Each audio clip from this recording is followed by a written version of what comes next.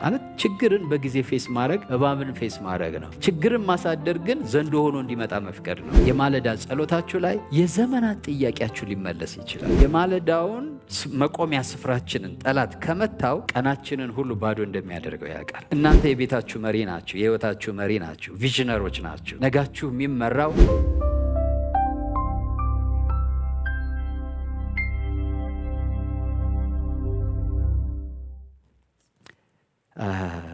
ርዕሴ በማለዳ ፈልጉት ነው። ያው በዚህ ወር እግዚአብሔር ተነሱና ጸልዩ ብሎናል አይደለ? ተመልሶም ተኝተው አገኛቸው።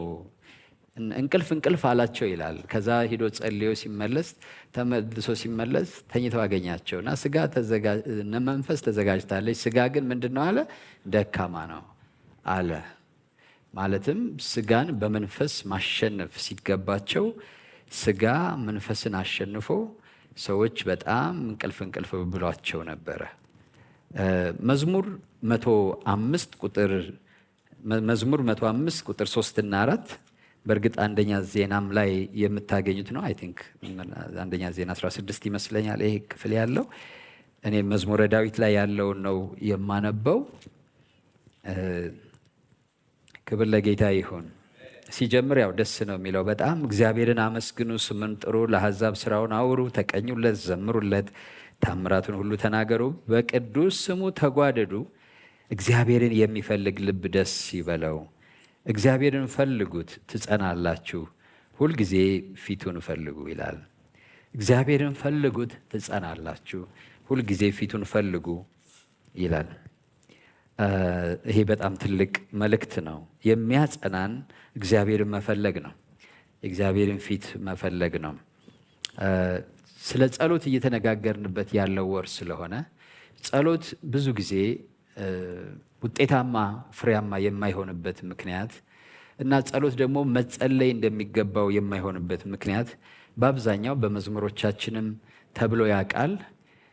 እግዚአብሔርን ከመፈለግ ይልቅ ከእግዚአብሔር የምንፈልገውን ነገር መፈለግ ስለሚሆን ነው።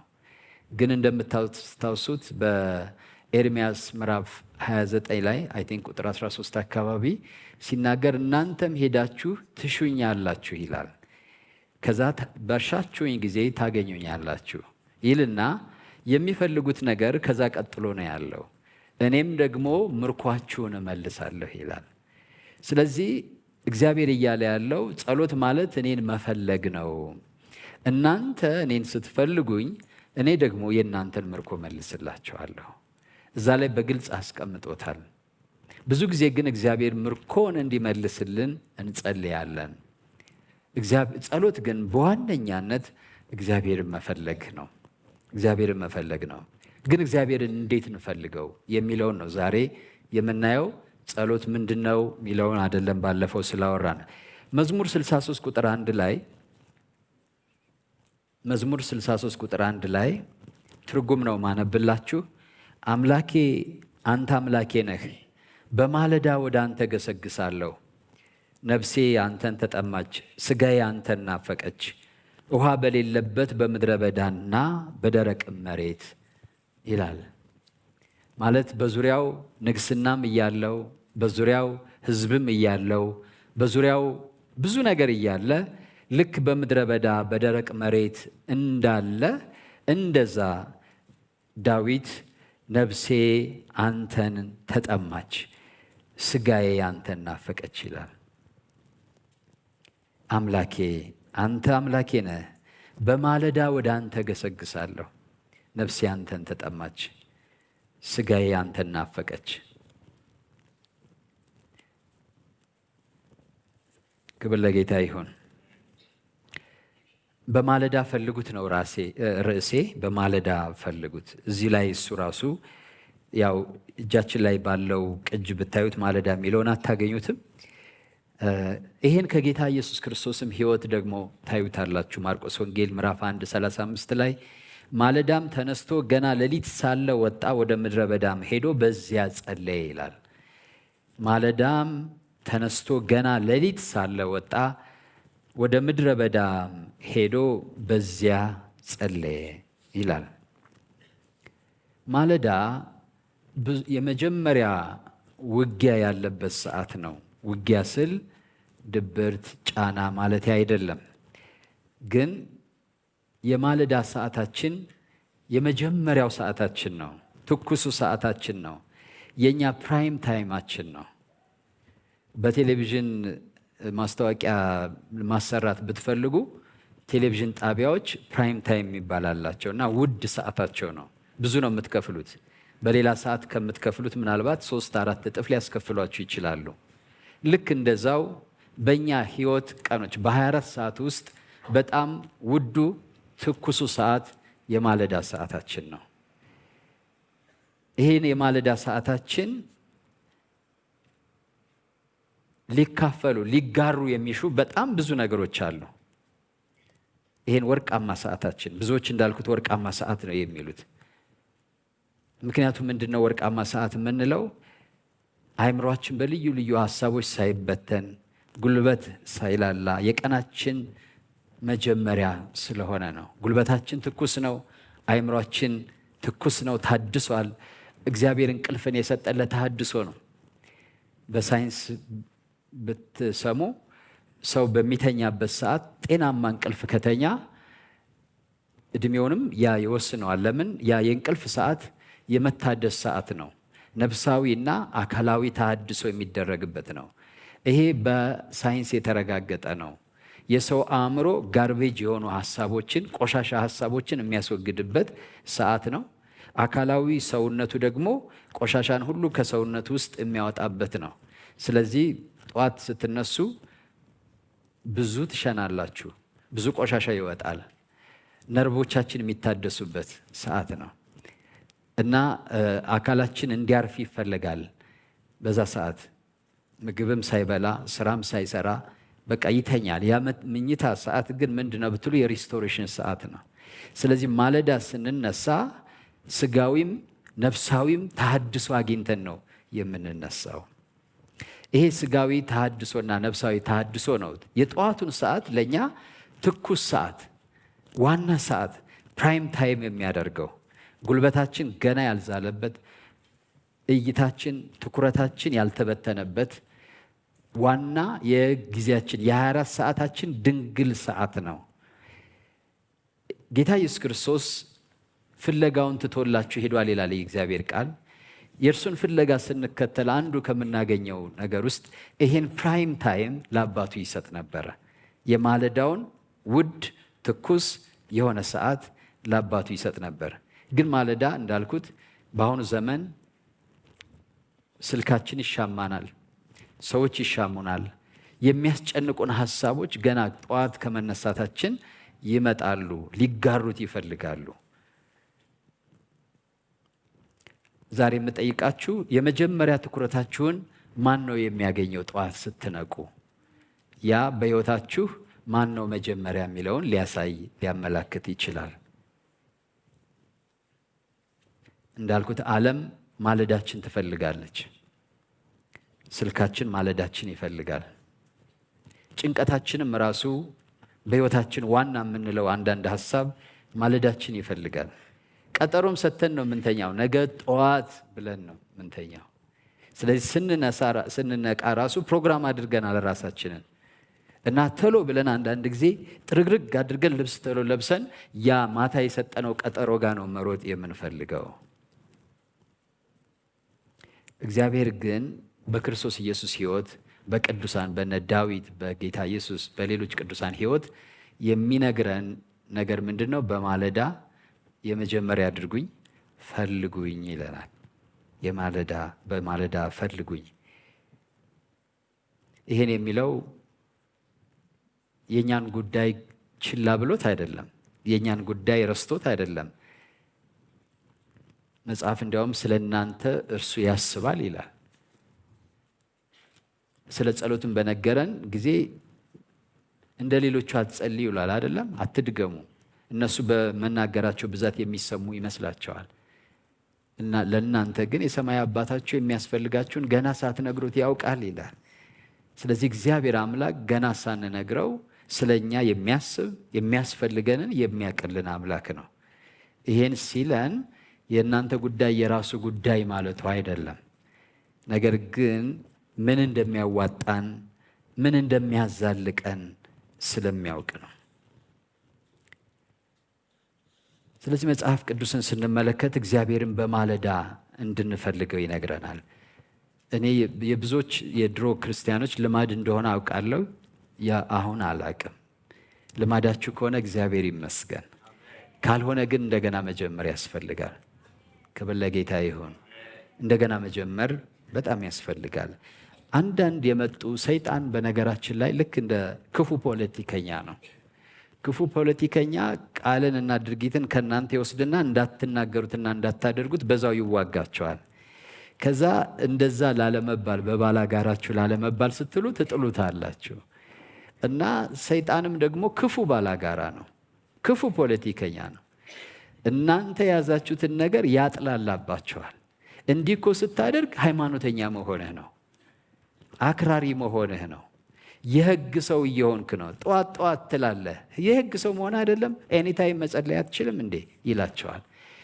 እና ይሄን የሰይጣንን ውንጀላ ትሰሙትና መልካም ልማዳችሁን ዘመናዊ ክርስቲያን ለመሆን ማለት ነው፣ የሰለጠነ ክርስቲያን፣ የገባው ክርስቲያን፣ ነፃ ክርስቲያን፣ የጸጋ ክርስቲያን ለመሆን ብላችሁ ትጥሉታላችሁ ብዙ መልካም ልማዳችሁን። በዚህ ነገር ምነግራችሁ ነገር ባለፈው ብያቸዋለሁ። በቃ ፋራ ሁኑ፣ ያልገባው ሁኑ። ሪሊጂየስ ነው የሚላችሁ አይደል? ሁኑ፣ በቃ ሁኑ። እንዴት እንደሚያስጥለን መልካም መስሎ ነው መጥቶ የሚያስጥለን፣ ጥሩ ነገር አስመስሎ ማለት እንዲህ አንተ አበዛኸው እኮ በቃ ሰዓት ጠብቀህ ትጸልያለህ፣ የህግ ሰው እኮ እየሆንክ ነው ይላቸዋል። ለምን? ያን ሰዓት መጠበቅ ያቆማችሁ ጊዜ እንደማትጸልዩ ያውቃል። ዴፊኒት ታይም የላችሁም። እጸልያለሁ ነው 24 ሰዓት ያልፋል። እጸልያለሁ ነው 3 ቀን ይሆናል። እጸልያለሁ ነው 4 ቀን ይሆናል። ሳትጸልዩ ተመልሶ መጸለይ ነው። ሳትጸልዩ ማለት የጸሎት ስፍራችሁን የጸሎት ጊዜያችሁን መልቀቅ ማለት ምሽጋችሁን፣ ምሽግ አይደለም ጸሎት፣ እንደዛ እንዳትወስዱብኝ፣ ምሽግ ይገባለሁ እንዳትሉ። እልፍኝ ነው ጸሎት፣ እንደዛ እልፍኝ ነው ጸሎት። እሺ። ግን አንድ ወታደር ምሽግ ውስጥ ሆኖ ሲዋጋ ቆይቶ ምሽጉን ከለቀቀ ተመልሶ ያን ምሽግ መያዝ ከባድ ነው በጣም። የጸሎት ስፍራችሁን ማለት ሰዓታችሁን፣ ጊዜያችሁን ከለቀቃችሁ በኋላ ተመልሳችሁ ያን ሪጌን ማድረግ በጣም ከባድ ነው። ተጠናክሮ ከወጣ በኋላ 7 ሆኖ ይመጣል የተባለው የጸሎት ስፍራችንም ላይ 7 ሆኖ ነው የሚመጣው። ማለት በ7 አቅጣጫ ወደ ጸሎት እንዳትመለሱ ነገሮችን ወጥሮ ይጠብቃቸዋል። ዛሬ ያላሸነፋችሁትን ጠላት ነገ ልታሸንፉት አትችሉም። ዛሬ ነው መወሰን ያለባችሁ። ዛሬም ቢ ማለት የከበዳችሁ ነገም ቢ ማለት እችላለሁ ብላችሁ አታስቡ። ዛሬ እየተገዳደራችሁ ያለው ያ ነገ እንዲያውም አይሎ ነው የሚመጣው። ልክ እኮ እንደ መጽሐፍ ቅዱስ ማለት ነው። መጽሐፍ ቅዱስ ላይ የቀደመው እባብ ይላል፣ ያሁኑ ዘንዶ ዲያብሎስ። እና የዛሬ እባቡን ብትቀጠቅጡ ይቀላችኋል፣ ነገ ዘንዶ ሆኖ ሳይመጣ ማለት ነው። አሜን። አዎ መጀመሪያ ችግርን፣ ይሄ ለሁሉ ነው። እኔ ብዙ ጊዜ ነው የምለው፣ ከቤትም ስናወራ ላለው ማለት ችግርን በጊዜ ፌስ ማድረግ እባብን ፌስ ማድረግ ነው። ችግርን ማሳደር ግን ዘንዶ ሆኖ እንዲመጣ መፍቀድ ነው። አታሳድሩት። ዛሬ ማድረግ ያለብን ነገር ዛሬ ስናደርግ ምንጋፈጠውን እውነት ዛሬ እንጋፈጠው። ትንሽ እያለ ነው ምንጋፈጠው፣ ብዙ ልጆች ሳይወልድ ማለት ነው። ዛሬ ከሸሸነው ግን ነገ በርትቶ እንገጥመዋለን። በጣም ዲቫስቴት ያደርገናል። ከባድ ነው የሚሆነው እሱ። ዛሬ ነው ተነስተን መጸለይ ያለብን። አሜን ነው። ዛሬ ተነስተን መጸለይ ያለብን። ነገ የሚለውን ነገር መተው አለብን። ዳዊት ጊዜ ሲኖረኝ እፈልግሃለሁ አላለም። በማለዳ ወደ አንተ ገሰግሳለሁ አለ። ጊዜ ሲኖረኝ አላለም። ዴፊኒት ታይም አለው። በቃ ለዛው ደግሞ ፕራይም ታይም ነው ያለው እንጂ ጊዜ እስኪ ሲኖረኝ እጸልያለሁ አላለም። በማለዳ ዴፊኒት ነው። ወደ አንተ ገሰግሳለሁ፣ ፓሽኔት ነው። ገሰግሳለሁ የሚለው ቃል እንደዛ ነው፣ ፓሽኔት ነው። ስለዚህ ዛሬ ጌታ ሊያነቃን ይፈልጋል። አሜን ነው። በነቃ በሚፈልግ ልብ ደግሞ ግልጽ በሆነ ሰዓት ጌታን መፈለግ አለብን። እግዚአብሔር ስሙ የተባረከ ይሁን። ይሄ ሃይማኖተኛ የሕግ ሰው ምናምን የሚለውን በእኔ ይሁንባችሁ። እኛ ብዙ ዘመን ብለነው ያለፈን ሰዎች ነን እና አንዳንድ ሳቄ ይመጣል። ዩቲዩብ ላይ አንዳንድ ስብከቶችና ትምህርቶችን ያይና ከስር ይሄ የሕግ ሰው ይሄ ምናምን እያለ ይጽፋል ማለት ነው። ብራዘር በጊዜ ብትሰማኝ ይሻላል ነው ምለው። ሲያታልልህ ነው ዲያብሎስ፣ ሲያጭበረብርህ ነው። ዳዊት የተረዳው እውነት ይሄ ነው። ዳዊት ንጉሥ ከመሆኑ በፊት ንጉሥ እንደሆነ ታውቃላችሁ። ኃይለኛ ተዋጊ ነው። ኃይለኛ ተዋጊ ከመሆኑ በፊት እግዚአብሔርን ፈላጊ ሰው ነበረ። ከዛ በኋላ የመጡ ውጤቶች ናቸው። በገና ደርዳሪ ነው። በገና መደርደር የተማረው የበጎች እረኛ ሆኖ እግዚአብሔርን በማመስገን ነው። ንጉሥ ሆኖ አይደለም። ያ የእግዚአብሔርን በማለዳ የመፈለግ ልማዱ ነው እግዚአብሔር ወደ ያዘለት የከበረ ፍጻሜ ደረጃ በደረጃ ያሻገረው የመራው። ክብር ለጌታ ይሁን። ጸሎትን ዛሬ እያሰብኩ ነበረ። ያውን የማስበው ወደ ባዝሩም እየሄድኩ ወደ ምን ነው በነገራችን ላይ ተኝቼ ምናምን ነው የማስበው እና እያሰብኩ ነበርና ልብስ ከረባት ላመጣ እየሄድኩ በቃ ሀሳብ ውስጥ የሞልቶት ነበር። ምንድን ነበረ የምትሉ? ጸሎት is just like a rain፣ እንደ ዝናብ ነው። እንደ ዝናብ ነው። በደንብ አድርጋችሁ ከጸለያችሁ መልሱ ሲመጣ እንደ ዶፍ ዝናብ ነው የሚሆነው።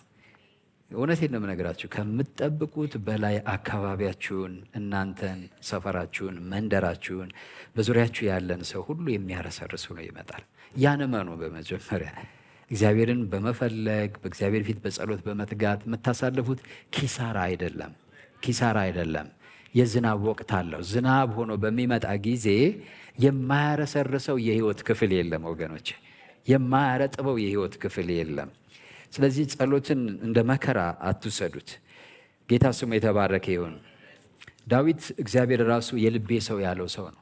ግን ዳዊት ምን አይነት ሰው ነው ብትሉ፣ በማለዳ እንዳውም አንድ ቦታ ላይ በቀን 7 ጊዜ አመሰግንሃለሁ ይላል።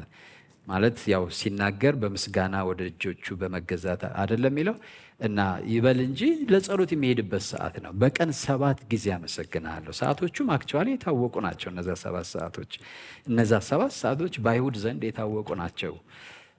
የሐዋርያትን ስራ ብታነቡ በ9 ሰዓት ሊጸልዩ ወደ ቤተ መቅደስ ሄዱ ይላል አይደለ?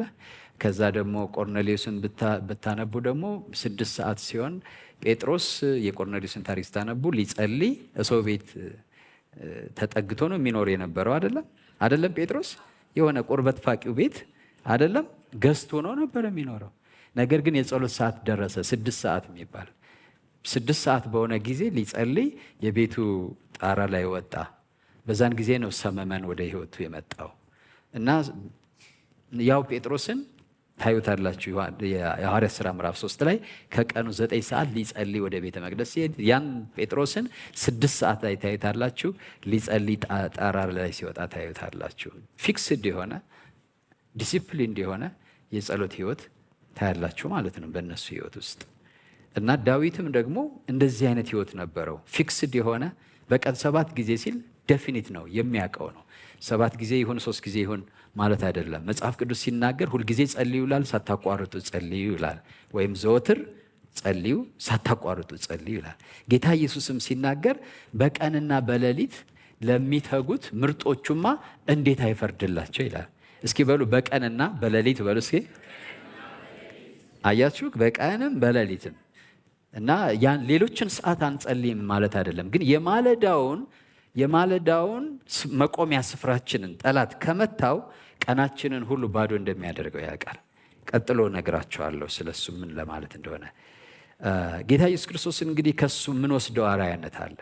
ጌታ ኢየሱስ ክርስቶስ በማለዳ ተነስቶ ገና በሉ እስኪ ሁላችሁ፣ ሌሊት ሳለ ወጣ ይላል። ጌታ ይመስገን። ገና ሌሊት ሳለ ከሰው ተለየ እና ጌታ ኢየሱስ ክርስቶስ የእግዚአብሔር ልጅ ነው አይደለም? እርሱ የማለዳ ጸሎት ካስፈለገው እኔና እናንተ ምን ያህል ያስፈልገን ይሆን? እሱን ማየት አለብን። ጌታ ኢየሱስ ክርስቶስ የሕዝብ ግርግር ሳይጀመር ብዙ ውሳኔዎችን መወሰን ሳይጀምር፣ ጫናዎች ወደ ህይወቱ መምጣት ሳይጀምሩ ገና በማለዳ ነበር የጸለየው። እኔና እናንተም ብዙ ነገር እኛ ሀገር ድሮ ልጆች እያለን ሳይሽር የሚባል አለ አደለ? የሚያውቅ ሰው አለ? ወደዛ አካባቢ የመጣ ሳይሽር ማለዳ ሳይሽር ይባላል። የማለዳ ነገር ያደረ ነገር ማለት ነው። ሌላ ነገር ሳይነካው፣ ቃል ሳይሰማ፣ እጅ ሳይዳስሰው ምናምን ማለት ነው። እና አንዳንዱን ኢቭን ያምናሉ። አሁን አንዳንድ ባህላዊ መድኃኒት ሲሰጧችሁ፣ ባህላዊ ስላችሁ የጥንቆላ ማለት አይደለም፣ ያው በአብዛኛው የሚታከሙት በባህላዊ ነው። እርግዝና በሉት ምን በሉት ህመም በባህላዊ ነው። እና ማለት ቅጠላ ቅጠሎች አሉ እና በማለዳ ሳይሽር ነው የሚሉት። ሳይሽር ብሉት ይላሉ። ከዛ ምንም ነገር ሆዳችሁ ሳይቀምስ ሌላ ነገር ሳታረጉ ሳትናገሩ፣ ሰው ሁሉ አትነጋገሩ፣ ትሄዱና ያን መድኃኒት ሳይሽር ትበላላችሁ ማለት። ከዛ በኋላ ሽሯል ነው የሚሏችሁ። ከሰው ተሰላምታ አርጋችሁ አውርታችሁ ሌላ ውሃ ጠጣችሁ ምግብ በልታችሁ አይወሰድም ይሏቸዋል። የነሱ ነው። እና እኔም ዛሬ ልል የፈለግኩት ሳይሽር እንጸልይ ነው። አሜን ነው። ሳይሽር እንጸልይ። አፋችን ለሌላ ሳይከፈት፣ እጃችን ሌላ ነገር ሳይዳስስ፣ አእምሯችን ወደ ሌላ ውሳኔ ሳይገባ መጀመሪያ ከአምላካችን ከአባታችን ከእግዚአብሔር ጋር አጭርም ቢሆን እንወያይ። ረዥም መሆን የግድ አያስፈልገውም። አጭርም ይሁን ችግር የለውም።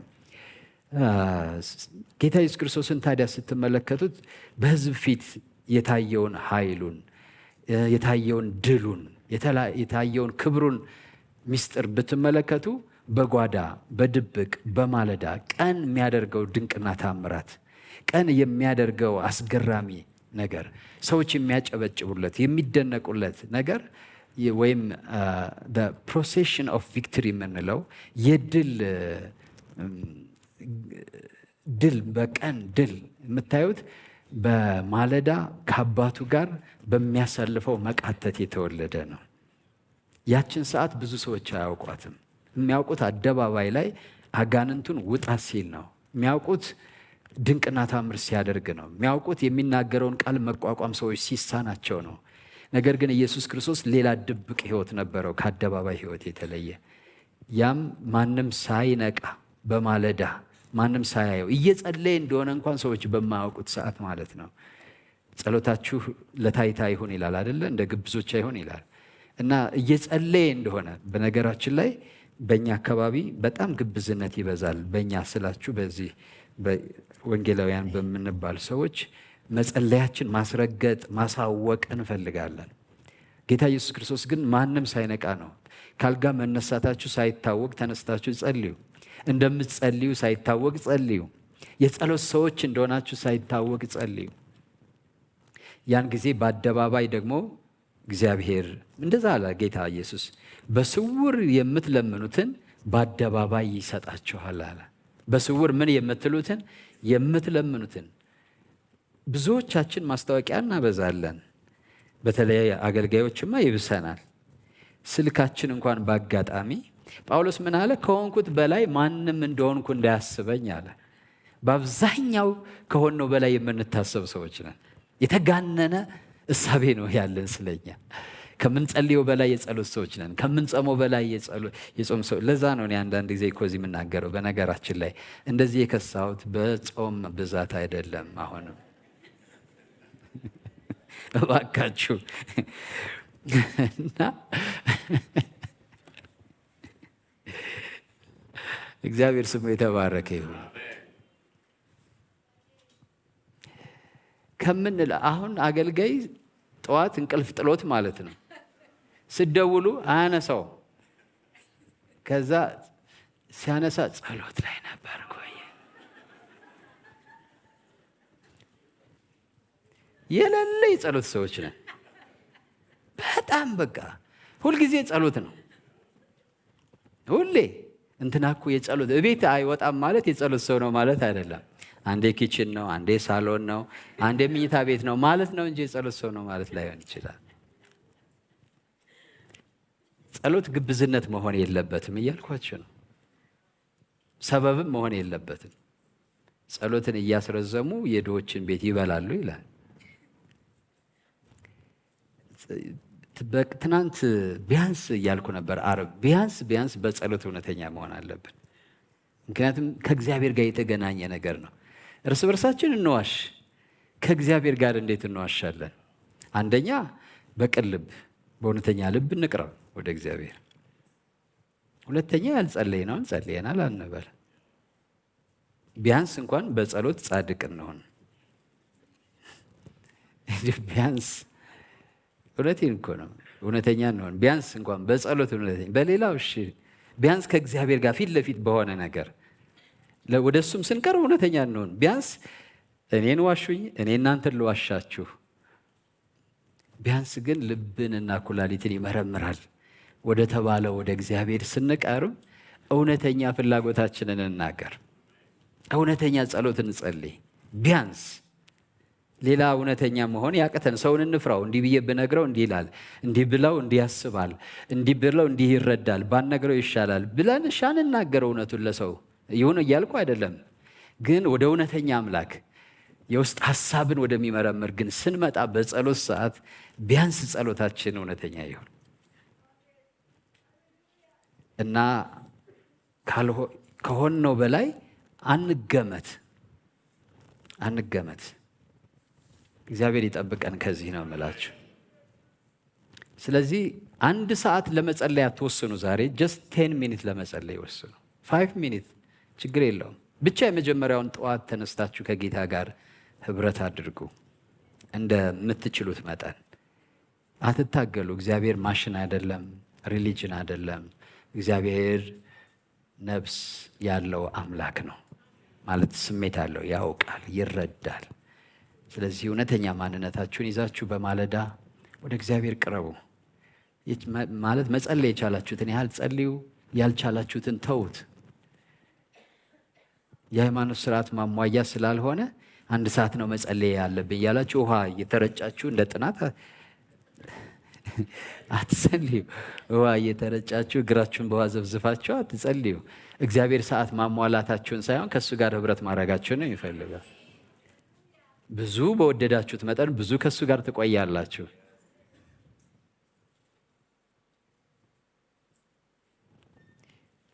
ጌታ ስሙ ለዘላለም የተባረከ ይሁን።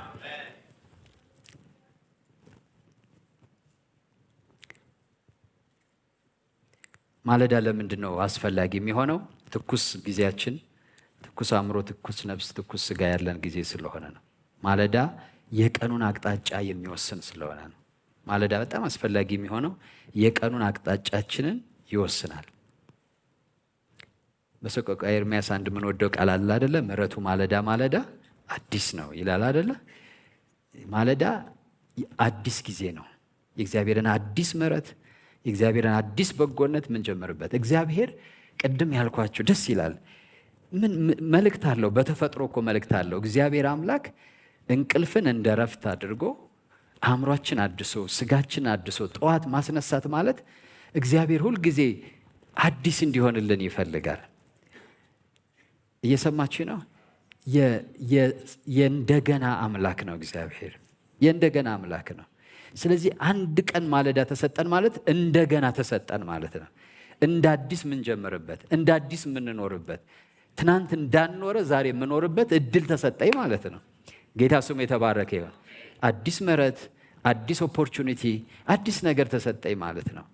ስለዚህ የማለዳው ሰዓቴ፣ ትኩስ ሰዓቴ የትናንትናው በርደን ሊያበላሸው አልፈቅድም።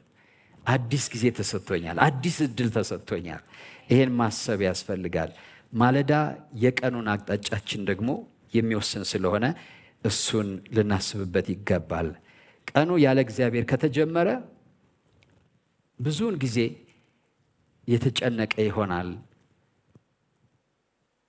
ለሁኔታዎች ምላሽ ስትሰጡ የምትውሉበት ይሆናል። እናንተ ሁኔታዎችን ማትገዙበት ይሆናል። ከእግዚአብሔር ጋር ስትጀምሩ ሁኔታዎችን እናንተ ትገዛላችሁ። ማለት ሪአክት ስታደርጉ አትውሉም። ወደ ፕሮአክቲቭነት ይቀይራችኋል። ቅድሚያ አድራጊ ትሆናላችሁ። እየሰማችሁ ነው? በማለዳ ጸሎት ከሚገርማችሁ ብዙ ሰው የማለዳ ሰው አይደለም። እንደኔ ግን የማለዳ ሰው ብትሆኑ ይሻላል ብዬ አስባለሁ። የኔ ልማድ ስለሆነ ሳይሆን ስገነዘበው ማለዳ መልካም ነው። ማታ ቀን ስትሰሩ ውላችሁ ደክሟችሁ ነው የምትገቡት። የፈለገ እንቅልፍ ባይወስዳችሁ ይመስላችኋል እንጂ ያን ያህል ኃይል የላችሁም። ሲከፈል የዋለ ሲደክም የዋለ እንዲያውም እኮ አንድ ፕሬዚዳንት አለ የሚነገር አይደለም፣ ማን ነበረ? የአሜሪካ ፕሬዚዳንት አፍተር 4 o'clock ከሰዓት በኋላ ከ10 ሰዓት በኋላ ምንም አይነት ዲሲሽን ሜክ አላደርግም ይላል። በደከመ አእምሮ የሚደረግ ውሳኔ ስህተት አይጠፋውም ብሎ ያምናል። እና አንዳንድ ጊዜ የምንጸልየውን ጸሎት እንኳን ማናቅበት ሰዓት ይኖራል። እንዲተንበርክከን ምን እንዳልን እንኳን ማናቅ። አስቡት፣ በእግዚአብሔር ፊት ማለት ነው። እንደዛ ከምትጸልዩ በሰላም ስለዋልከኝ አመሰግንሃለሁ፣ በሰላም አሳድረኝ፣ ታንኪዩ ብላችሁ ተኙ። ቅር ይላችኋል? ኦኬ። አንዳንድ ሰው አለ፣ እኔ ድሮ አደርግ የነበረው በኢየሱስ ስም በሌሊት እየመጣ የምታንቀኝ የምታስጨነቀኝ ወዲያቅ ስትሉ ስትታገሉ ላባችሁ እስኪወጣ ከዛ ስተኙ ይመጣላችኋል። ስለዚህ በሰላም እተኛለሁ፣ በሰላም አንቀላፋለሁ፣ እሱ ጠብቆኛልና እነቃለሁ ይላል እግዚአብሔር ቃል። ጌታ ይመስገን። ሌሊቱን የሚጠብቀኝ እግዚአብሔር ነው። እግዚአብሔር ስሙ ይባረክ። ስለዚህ አምነን ያጠፋነው ጥፋት ካለ ጌታ ሆይ ምሕረት አድርግልኝ፣ ዛሬ ስለተናገርኩት ስለሰራሁት በኢየሱስ ደም ብላችሁ ተናዛችሁ በቃ በሰላም ተኙ፣ በጊዜ ተኙ። እንደ ፓስተር ነው ማወራው፣ ምን አገባህ እንደማትሉኝ ተስፋ አደርጋለሁ። በጊዜ ተኙ፣ በጊዜ ተኙ። ከዛ በጊዜ ትነቃላችሁ፣ በትኩስ ኃይል ትነቃላችሁ፣ በትኩስ ህይወት ትነቃላችሁ ማለት ነው። እኔ እሱ ነው የሚገባኝ። በደከመ አእምሮ ዲሲሽን ሜክ ማድረግ መልካም አይደለም ካለ ሰውየው መጸለይም መልካም ላይሆን ይችላል። ስለዚህ እሱን ባህል በተቻለ መጠን ማስተካከሉ መልካም ነው ብዬ አስባለሁ። ጠዋት ግን ቀኑን ያለ እግዚአብሔር ከጀመራችሁ እንደዛ ነው የሚሆነው። ነገር ግን ማለዳው ከእግዚአብሔር ጋር ሲጀመር ምንድን ነው የሚሆነው? የእግዚአብሔር ሰላም አእምሯችን ይገዛል። ፊልጵስዩስ ላይ የእግዚአብሔር አእምሮን ሁሉ የሚያልፍ የእግዚአብሔር ሰላም አይደለም የሚለው። ስለዚህ ጸሎት ሁልጊዜ ምን አይነት ፓወር አለው ብትሉ የመቆጣጠር ማለት የሚያስጨንቀንና የሚያሳስበንን ነገር ሁሉ ኦቨርዌልም ያደረገንን ሀሳብ የእግዚአብሔር ሰላም ኦቨርዌልም ያደርገዋል። እንደገና ክብር ለጌታ ይሁን። እና እንደዛ ስትሆኑ ደግሞ ኮንፊደንስ ይሞላባቸዋል። ቀኑን በድፍረት ትጋፈጡታላችሁ። እንዲያውም አንዳንዴ በጸሎት ሰዓታችሁ አይቻልም ቀርቶ ይቻላል ይታያቸዋል። አንዳንዴ ደግሞ መንፈስ ቅዱስ ይመራቸዋል። ዛሬ ማድረግ ያለባችሁ ነገር፣ የት መሄድ ምን መስራት እንዳለባችሁ እግዚአብሔር መንፈስ ቅዱስ ያግዛችኋል። ነገራችሁን ሁሉ በቅደም ተከተል ማስቀመጥ የምትችሉ ያልባከነ ነገር ይኖራችኋል። ስለዚህ ሰላም ይገዛል፣ ጥበብ ይመራችኋል። ማለት ጥበብ ይመጣል በዛ ሰዓት። እኔ በህይወቴ ብዙ ጊዜ ያየሁት ነገር ነው። በማለዳ በምጸልይባቸው ዘመናቶች ቀን ምን እንደማድረግ ተጨንቄ አላቅም። በጣም ኢፌክቲቭ ይሆናል። ብዙ ሰው ታውቃላችሁ ቢዚ ነው ግን ኢፌክቲቭ አይደለም። ቢዚ መሆን የውጤታማነት ምልክት አይደለም ምልክት አይደለም። ከእግዚአብሔር ጋር ሆናችሁ ግን ኦርጋናይዝድ ሆናችሁ ከወጣችሁ በቀን እስኪ ምን ያህል ስራ 3 ስራ መስራት በቀን ማለት በጣም መባረክ ነው። በነገራችን ላይ በጣም መባረክ ነው። ብዙ ሰው አንድ ስራ ሳይሰራ ነው ወደ ቤቱ የሚመለሰው። በየቀኑ 3 ስራ በአግባቡ ከሰራ አንድ ሰው ብዙ ስራ ሰርቷል። ስለዚህ ጥበብ ይመራቸዋል፣ ጉልበታችን ይታደሳል። ክብር ለጌታ ይሁን። እንደገና መጀመሪያ በማለዳ የእግዚአብሔርን ድምፅ እንሰማለን። የእምነት ድምፅ ነው፣ የተስፋ ድምፅ ነው፣ የፍቅር ድምፅ ነው። ጭንቀትን የሚያልፍ ከእግዚአብሔር ጋር ስንቆይ ጥቂት ደቂቃዎች እኛ ብቻ አይደለም የምናሰማው። ፕሬየር ኢዝ ኤ ዲያሎግ አይደለም። ጸሎት ከእግዚአብሔር ጋር ህብረት ነው። እስኪ በሉ ጸሎት ከእግዚአብሔር ጋር ህብረት ነው በሉ እስኪ። እኛን እናገራለን፣ ደግሞ ማን ይናገራል? እግዚአብሔር ይናገራል። እግዚአብሔር ሲናገር ተስፋን ይናገራል፣ እምነትን ይናገራል። እግዚአብሔር ስሙ የተባረከ ይሁን። ሰላምን ይናገራል። ስለዚህ ከጸሎት በምንነሳበት ጊዜ የሰማነው ድምፅ ልባችን ቀርጾት እንነሳለን። ልባችን ሪዳይሬክት ያደርገዋል። የፈራውን ልባችን ያደፋፍረዋል። ተስፋ የቆረጠውን ህይወታችን ተስፋ ይሞላበታል። ክብር ለስሙ ይሁን። ልክ እንደ ሌሊቱ ሁሉ ህይወታችንም ደግሞ ይታደሳል ማለት ነው። አስቡ፣ እኛ አገልጋዮች ነን። በዛለ በጠነዘለ ልብ እኮ ብንመጣ ቸርች ራሱ እያሽቆለቆለች ነው የምትሄደው። ነገር ግን አገልጋይ መሪ ምን ሆኖ መምጣት አለበት? ኤነርጀቲክ ሆኖ መምጣት አለበት። ቪዥነር ሆኖ መምጣት አለበት። ነገ ታይቶት የትናንትናው በርደን ከብዶት ጎብጦ አይደለም መምጣት ያለበት። የነገው ተስፋ አለምልሞት ፊቱ ፈክቶ መምጣት አለበት። እንደዛ እንዲሆን ካስፈለገ ከእግዚአብሔር ጋር በማለዳ ማሳለፍ አለበት። ወገኖቼ እናንተ የቤታችሁ መሪ ናችሁ፣ የህይወታችሁ መሪ ናችሁ፣ ቪዥነሮች ናችሁ። ነጋችሁ የሚመራው በልባችሁ ባለ ተስፋና ደስታ፣ ሰላም ነው። ያ እንዲሆን ካስፈለገ ዲስአፖይንትድ የሆነ ዲስከሬጅ የሆነ ሰው እግዚአብሔር ራሱ አይጠቀምበትም። ለዛ ነው እግዚአብሔር ገና ሰውን ሲገናኘው አይዞህ፣ በርታ፣ አትፍራ፣ አትደንግጥ እያለ 10 ጊዜ የሚናገረው። ማለት ጋድ ኔቨር ዩዝ በፍጹም እግዚአብሔር ተስፋ የቆረጠን ሰው ተጠቅሞ አያውቅም። ተስፋ ደግሞ በውሸት አይለመለምም፣ በእግዚአብሔር ድምፅ ነው የሚለመልመው። ስለዚህ የማለዳ ሰዓታችሁ ያን ድምፅ የምትሰሙበት ሰዓት ነው። እግዚአብሔር ለእያንዳንዳችን ድምፅ አለው። ምናችንን ነክቶ ተስፋችን እንደሚያለመልመው አናቅም። ግን ከእርሱ ጋር ስንቆም ጌታ ስሙ የተባረከ ይሁን፣ ፊታችን አፍሮ አይመለስም። ምንድን ነው አሁን የማለዳ ጤዛ ያገኘው ሳር ቀና ቀና ይላል አይደል? ወደ ማታ ወደ 10 ሰዓት ወደ 11 ሰዓት ቅጠሎችን ዛፎችን ሁሉ ብትሄዱ ሁሉም ዛል ብለው ጥንዝል ብለው ጎንበስ ብለው ነው የምትሄዱ። ጠዋት ማለዳ ደግሞ ብትሄዱ ሪፍሬሽ ሆነው በሌሊቱ እርጥበት ማለት ሪፍሬሽ ሆነው ነቃ ብለው በስተው ነው የምታዩት። የእግዚአብሔር መገኘት ለእኛ እንደዛ ሪፍሬሽ ያደርገናል። ሁሉ ነገራችን ያነቃቃዋል። እስኪ በሉ ሁሉ ነገሬን ያነቃቃዋል በሉ እስኪ። ራሱ እግዚአብሔር የሰው ልጆች ተስፋ ነው።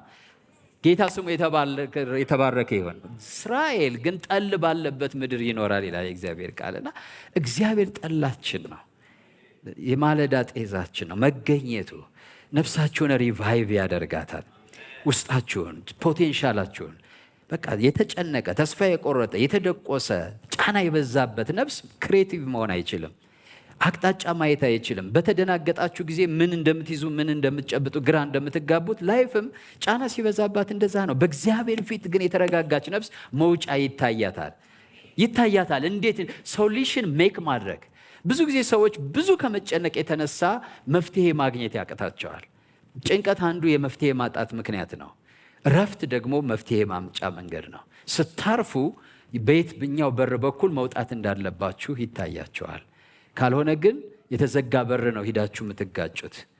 ያ ማለዳ ሰዓት ማለት ለነገሮቻችሁ መፍትሄ የምታገኙበትን ሰላም የምታገኙበት ጊዜ ነው። ስለዚህ አደራላችኋለሁ ይሄን እንለማመድ ሁላችንም። ጌታ ስሙ የተባረከ ይሁን። ስለዚህ የመጀመሪያ የእግዚአብሔር ድምፅ ልባችን ይቀርጸዋል። ግን ማለዳ የምንሰማው ዜና ከሆነ ፍርሃት ይሞላናል። ማህበራዊ ሚዲያ ነው አሁን እየተፈታተነን ያለው። ማህበራዊ ሚዲያ በውድድር በቅናት የተሞላ ነው። አሁን ማህበራዊ ሚዲያን ዝም ብላችሁ በደንብ ካያችሁት በትክክል the image of devil ነው የምታዩት። ማለዳ እሱን ስንጀምር ሁላችንም ሳናውቀው የምንጋራው መንፈስ አለ። የቅናት የውድድር መንፈስ ይሆናል። ማለዳ እሱ ከመንካቱ በፊት እሱ አቅም በሕይወታችን እንዲያጣ እግዚአብሔር ያስፈልገናል። ከእግዚአብሔር ጋር በምንሆንበት ጊዜ ግን እምነታችን ያድጋል፣ ተስፋችን ያድጋል፣ ፍቅራችን ያድጋል። በማለዳ አንድ ሰው ከጸለየ እስኪ በጸሎት ስንት ውሳኔ ወሰናችሁ ታውቃላችሁ? እጃችሁን አታውጡም፣ ጊዜ ስለሌለ ተው። ብዙ ጊዜ ምን የሚያጋጥመኝ ያው ሁላችንም ሰዎች ስለሆነ ተመሳሳይ ነው ብዬ አስባለሁ። እውነተኛ ጸሎት በእግዚአብሔር ፊት በማሳልፍ ጊዜ የሚሆኑ ነገሮች አሉ። አንደኛው እግዚአብሔርን ያሳዘንኩት ነገር ካለ፣ ለምሳሌ ማሳዘን ስላችሁ ኃጢአት ሰርቼም ሊሆን ይችላል፣ ላይሆንም ይችላል። ማድረግ የሚገባኝን ሳላደርግ ወይም ማድረግ የማይገባኝን አድርጌ ሊሆን ይችላል። እሱ ይታየኛል፣ የመጀመሪያው ነገር። ሁለተኛው ነገር ለወንድሞች ያላደረግኩት ነገር ይታየኛል ብዙ ጊዜ ማለት ነው። ወይም ላደርገው የሚገባኝ ነገር ይታየኛል እና አንዳንድ ጊዜ ተነስቼ ስልክ ምደውልበት ጊዜ አለ። ወዲያውኑ እዛው ጸሎት ላይ ማለት ነው ተንበርክኬ ስልክ ምደውልበት ጊዜ አለ፣ ቴክስት ማደርግበት ጊዜ አለ። ማለት እግዚአብሔር ሰልፊሽ አምላክ አይደለም። እኔን ከወደድክ ሌላው የራሱ ጉዳይ አይደለም። ልክ ወደ እሱ ፍቅር ስትመጡ የሌሎች ፍቅር ሁሉ ይታያቸዋል። በቃ ሌሎችን ሰዎች ኮንሲደር ታደርጋላችሁ። እና እሱን አያለሁ።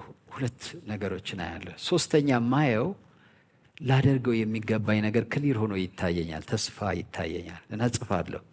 እዚህ በኋላ ይሄን አደርጋለሁ፣ ይሄ ይቻላል፣ ይሄ ይቻላል፣ ይሄ ይቻላል። እና ስትነሱ ከጸሎት የሚገርም ነገር ሆኖ ነው የምትነሱት።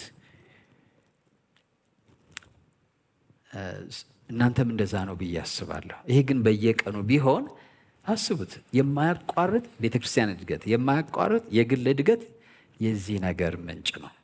ከዚህ ነገር ነው የሚመነጨው። ይሄ ሲያቆም ስጋቴ እድገት ያቆማል። ወደ መጨረሻው ሀሳቦች እመጣላቸዋለሁ። የዘመናችን ወይም መጨረሻው ድሮ ነው የጀመረው። የመጨረሻው ዘመን መጨረሻ አደጋ ምንድን ነው? ሁሌ እንደምለው እንቅልፍ ነው። የሙሽራው መምጫ በደረሰ ጊዜ ይላል መጽሐፍ ቅዱስ ምን አላቸው ይላል? እንቅልፍ እንቅልፍ አላቸው። እስኪ ሁላችሁም በሉ የመጨረሻው ዘመን አደጋ በሉ እስኪ። እንቅልፍ ነው በሉ እስኪ። አሁንም በመጨረሻው ዘመን ያለችው ቤተክርስቲያን ጌታ በሚመጣበት ጊዜ አንዱ ፈተናዋ እንቅልፍ ነው፣ እያንዳንዳችን ማለት ነው።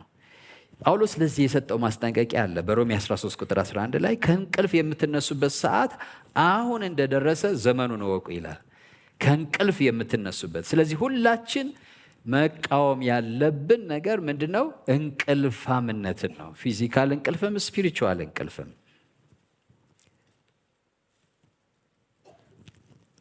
ሰዎች ቤተክርስቲያን ይሄዳሉ፣ ግን ስፒሪቹዋሊ እንቅልፍ ያጠቃቸዋል።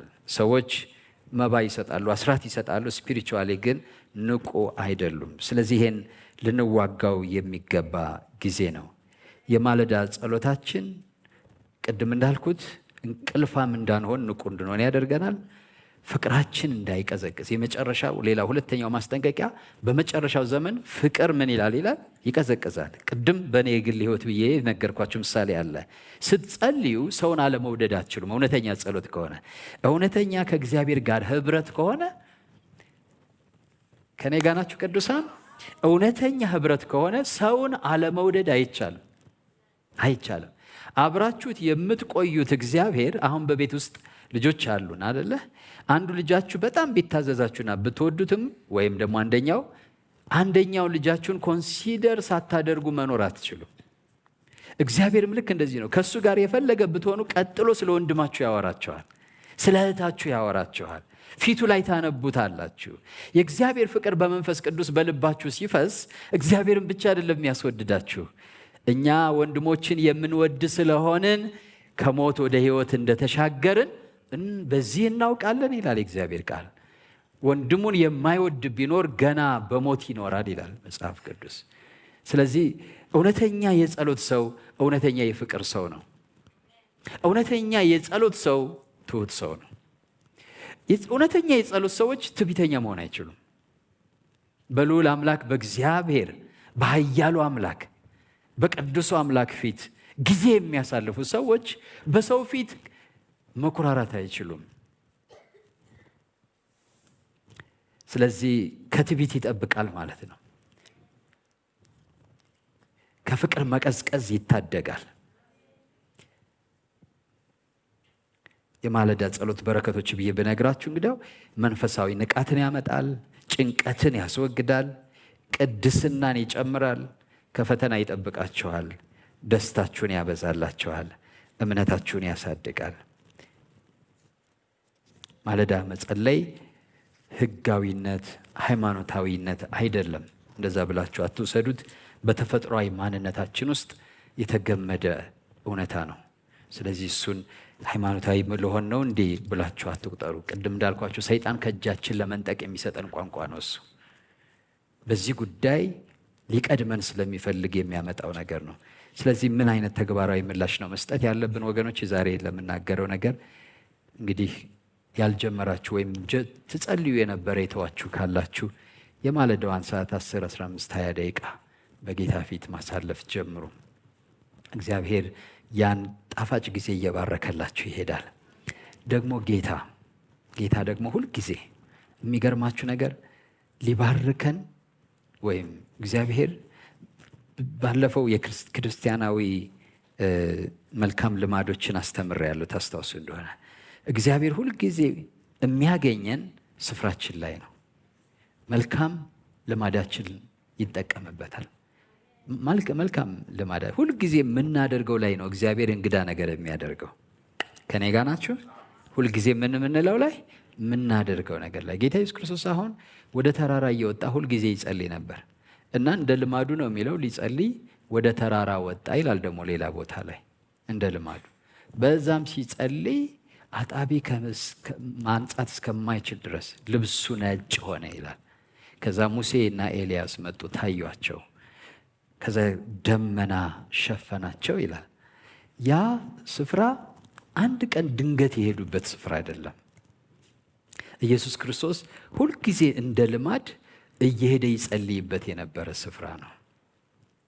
ጌተሰማኒም ሌላ የልማድ ስፍራው ነው። ተራራው ሌላ የልማድ ስፍራው ነው እና እግዚአብሔር ለብዙ ዘመን የምንፈልጋቸውን ነገሮች ዝም ብሎ አይደለም የሚያገናኘን፣ የሆነ የሰጠን ልማዳችን ላይ ይገናኘናል። እግዚአብሔር የማለዳ ጸሎታችሁ ላይ የዘመናት ጥያቄያችሁ ሊመለስ ይችላል። የማለዳ ሁልጊዜ የምታደርጓት ለእናንተ ሁልጊዜ ነው። አንዳንዶች ይሄን ስላችሁ ዝም ብዬ አይደለም። አንዳንዶች የሚገርማችሁ ሁሌ የሚያደርጉትን እንደ ሁልጊዜው ሲያደርጉ፣ አንድ ቀን ግን እንግዳ ነገር በሕይወታቸው ይሆናል። እንግዳ ኢንካውንተር በሕይወታቸው ይመጣል። አይተውት ሰምተውት የማያውቁት ነገር ድንገት እንደዛ ይሆናል ብለው አስበው አይደለም፣ ግን ሁልጊዜ ነው የሚያደርጉት። እንደዛ ይመጣል። ለምሳሌ መጽሐፍ ቅዱስን ካላችሁ እኔ ይህን ስላችሁ ብዙ የቅዱሳንን ታሪክ አንብቤ ስለማቅ ነው፣ ግን መጽሐፍ ቅዱስም አለ።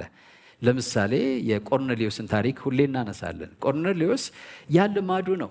ምጽዋት መመጽወት እና መጾም እና መጸለይ ልማዱ ነው። ዘወትር የሚያደርገው ነገር ነው።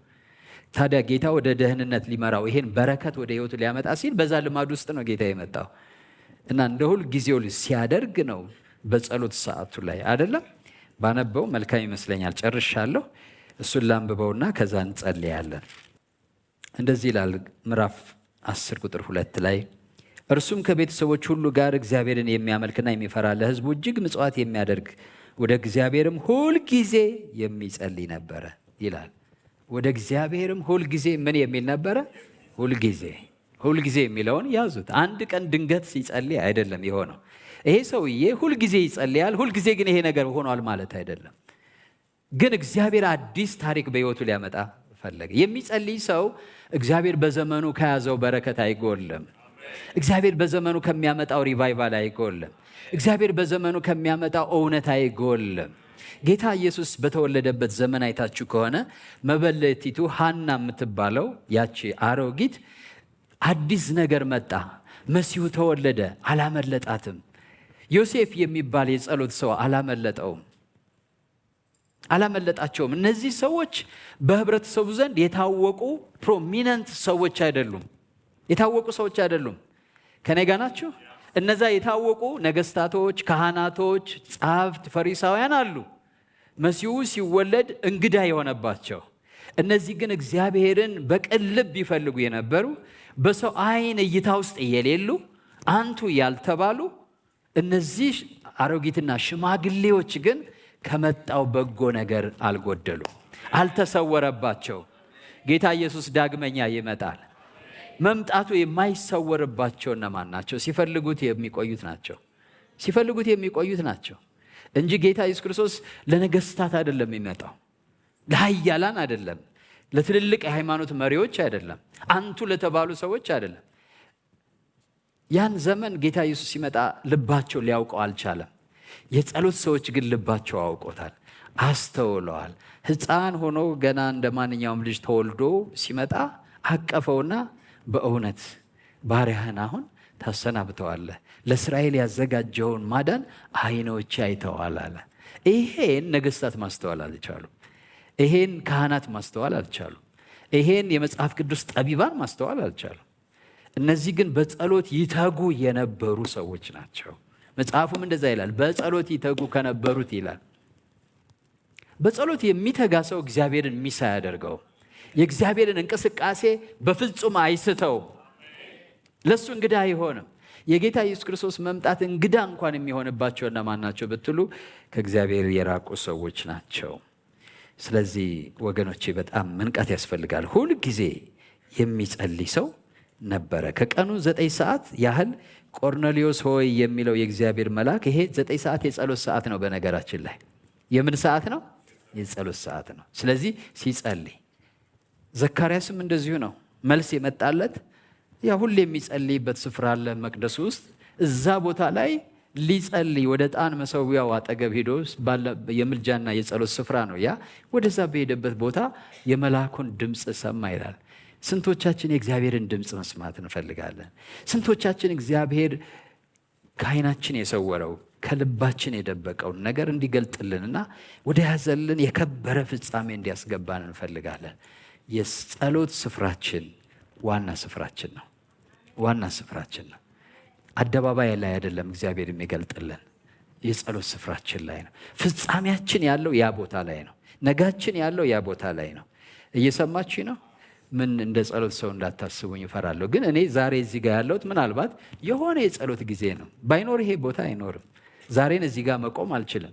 ምናልባት ባለመጸለይ ምክንያት ደግሞ ያልቆሙባቸው እናንተ የቆምኩበትን ነው የምታዩት። ብዙ መድረኮች ይኖራሉ። ብዙ መድረኮች ይኖራሉ። ሁልጊዜ ቤተሰብ ላይ እናወራለን። እነዛን የጸሎት አሉ። አንዳንድ አብረን እንደ ፋሚሊ በዚሁ ልንገራችሁ 5 ሚኒት 10 ሚኒት ነው እንደ ፋሚሊ የምንጸልየው የነበረው። በየቀኑ እንጸልያለን። በየቀኑ ወደ ትምህርት ቤት ከመሄዳቸው በፊት እንጸልያለን። አንዳንድ ጊዜ 5 ደቂቃ ሊሆን ይችላል፣ አንዳንድ 10 ደቂቃ ሊሆን ይችላል። ሁልጊዜ እንጸልያለን። አንዳንድ ግን ሰዎች ማናስተውለው ያ ጸሎት በሕይወታችን ምን እንዳደረገ ላናስተውል እንችላለን። ያ ልመና፣ ያ እግዚአብሔርን ፊት መፈለግ ማለት ነው። ለዛ ነው ጸሎት ሲመለስ ጀስት ላይክ እንደ ዝናብ ነው። ቤታችሁን ያረሰርሳል፣ ሕይወታችሁን ያረሰርሳል፣ አካባቢያችሁን ያረሰርሳል። ለራሳችሁ የማትበቁ ለብዙ ሰዎች የምትበቁ ትሆናላችሁ። ለራሳችሁ የማትበጁ ለብዙ ሰዎች መንገድ የምታሳዩ ትሆናላችሁ።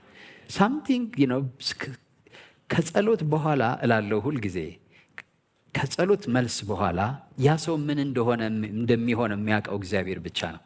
እናንተ ከጸሎት መልስ በኋላ ምን አይነት ሰው እንደምትሆኑ የሚያውቀው እግዚአብሔር ብቻ ነው። ኢብን እናንተ አታውቁም። እናንተ ማወቅ የምትችሉት ነገር አይደለም። እግዚአብሔር ጸሎታችሁን ሲመለስ፣ እግዚአብሔር በጸሎታችሁ ሲገናኛችሁ፣ ከዛ በኋላ ምን አይነት ሰው ነው የምትሆኑት እናታችሁ አታውቅም፣ አባታችሁ አያውቅም፣ እናንተም ራሳችሁ አታውቁም። ስለዚህ ያላወቃችሁት ድንቅ ፊውቸር ያለው ፕሬየር ላይፋችሁ ውስጥ ነው። ብዙ ሰዎች አሉ እንደዚህ አይነት ሰዎች። ታሪክ ሰምታችሁ ታውቃላችሁ። ታላላቅ እግዚአብሔር ሰዎች፣ አንዳንዶች ጫማ ሰፊዎች፣ አንዳንዶች ጀስት ልጅ አሳዳጊዎች፣ ግን ደግሞ ጸሎትም ሲጸልዩ እግዚአብሔር ኢንካውንተር ያደረጋቸው ለዓለም መፍትሄ የሆኑ። ልጅ አሳዳጊ ልትሆኚ ትችያለሽ፣ ግን ጸልይ በጓዳሽ ኪችን ውስጥ ሆነሽ ጀስት ፕሬይ። ጸሎት ሲመለስ ምን አይነት ሰው ነው የምትሆን? የሐና ጸሎት ተመለሰ። ሐናን ያወቅናት በጸሎት መልሷ ነው አይደለም? በጸሎት መልሷ ነው ሐናን ያወቅናት። በጸሎት መልሳችሁ ትታወቃላችሁ። በጸሎት መልሳችሁ ፍጻሜያችሁ ይቀናል፣ አቅጣጫችሁ ይቀየራል። ስለዚህ ሁላችን እንድንነቃ እግዚአብሔር ይፈልጋል። ተነሱና ምን በሉ አለ እግዚአብሔር? ጸልዩ። መቼ እንነሳ? በማለዳ። እስኪ በሉ መቼ ነው መነሳት ያለብን? በማለዳ፣ ምንም ነገር ሳይጀምር። እንደ በኩራት ውሰዱት። በቃ የህይወታችሁን ፕራይም ታይም ለጌታ ሰጣችሁት፣ በኩራት አደረጋችሁት ማለት ነው። ተነስተን እንጸልያለን ሁላችን። ጌታ ኢየሱስን የግል አዳኛችሁ አድርጋችሁ ያልተቀበላችሁ ቀጥሎ ያለውን ጸሎት ከኔ ጋር በመጸለይ ወደ ህይወታችሁ እንዲገባ፣ አሮጌው ታሪካችሁ እንዲያቆም፣ አዲስ ጅማሬ በህይወታችሁ እንዲጀምር ማድረግ ትችላላችሁ። አሁን ይሄን አብረን እንጸልይ። እኔ የምለውን በማለት ኢየሱስን ወደ ህይወታችሁ ጋብዙት። እግዚአብሔር አምላክ ሆይ ዛሬ ወደ አንተ ስለጠራኸኝ አመሰግንሃለሁ። እግዚአብሔር ሆይ እኔ ኃጢአተኛ ነኝ፣ ኃጢአቴን ይቅር በለኝ፣ መተላለፌን ደምስስልኝ። ክቡር በሆነው በልጅ በኢየሱስ ክርስቶስ ደም ከኃጢአቴ ሁሉ አንጻኝ። እግዚአብሔር ሆይ ዓለምን ሰይጣንን ሥራውን ክጃለሁ። ጌታ ኢየሱስ ክርስቶስን የሕይወቴ አዳኝና ጌታ አድርጌ ተቀብያለሁ። ኢየሱስ ክርስቶስ ከሙታን እንደተነሳ በልቤ አምናለሁ። ጌታም እንደሆነ በአፌ መሰክራለሁ። እግዚአብሔር ሆይ ስለ ተቀበልከኝ አመሰግንሃለሁ። አሁን ልጅህ ነኝ። ይህን ዕድል ስለሰጠኸኝ አመሰግንሃለሁ።